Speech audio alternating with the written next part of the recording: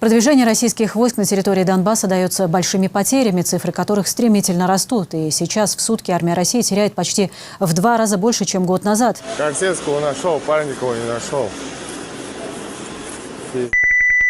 Фу-фу-фу. Вонищи.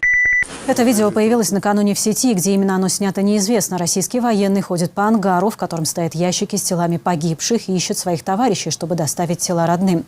За кадром слышен стук молотка, сбивают новые ящики. А комментируя увиденное, военный отмечает, что много тел еще лежит просто на тележках, и в помещении стоит ужасный запах. Рост потерь, как мы уже говорили, может быть результатом активного наступления армии России в Донецкой области, где на штурм, по утверждениям некоторых российских военных, бросаются неподготовленные добровольцы.